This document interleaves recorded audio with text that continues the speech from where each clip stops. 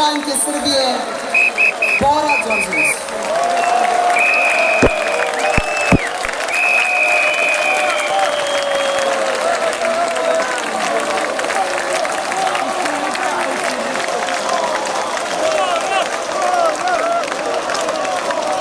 Pomoć Bog, braće i sestre.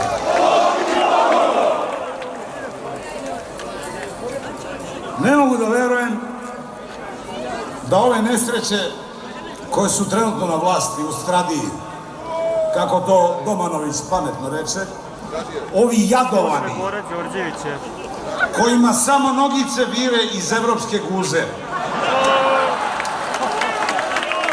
hoće da na tacni serviraju Radovana onom nazovi sudu koji deli nepravdu, onom istom sudiji koji je oslobodio proverenog želata Srba Ramuša Haradinaja.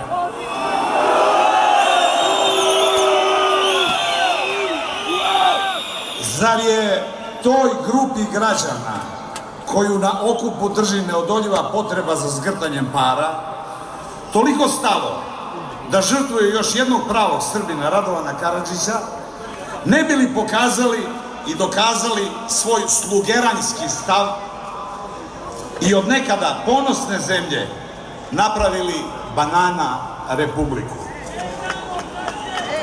Naravno da ne damo. Radovana sam upoznao u Banja Luci.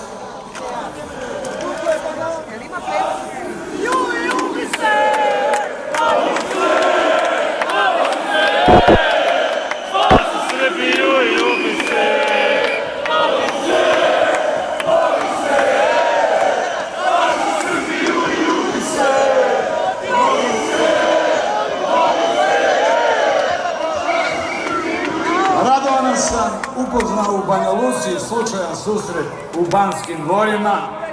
Još tada su mu pretili Sporovci, pa su se iznad dvora muvali helikopteri. Pitao sam ga, gospodine predsjedniče, ovi gore što nadleću, hoće li da vas hapse? Jebe mi se, odgovorio je diplomatski.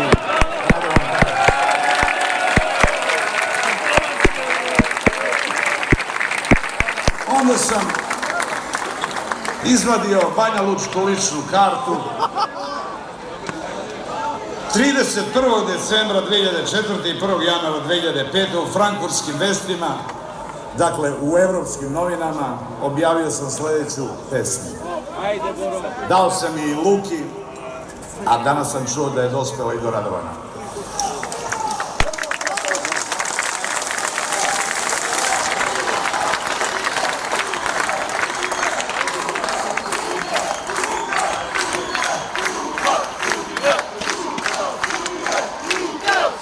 Obraćaju se ludaci tebi golorukom, javljaju se mudraci sa sledećom porukom.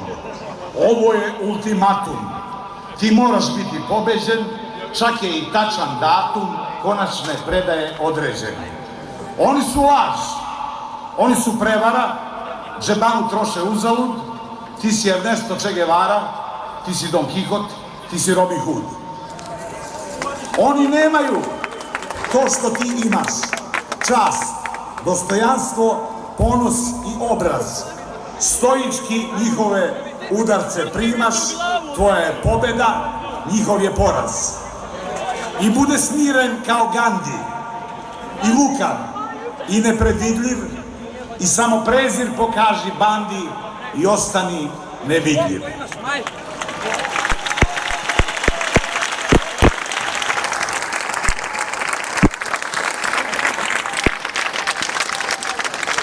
Pozdravit ću vas sa još jednim stihom. Više volim Mladića od Borisa Tadića. Živjela vam Karadžić.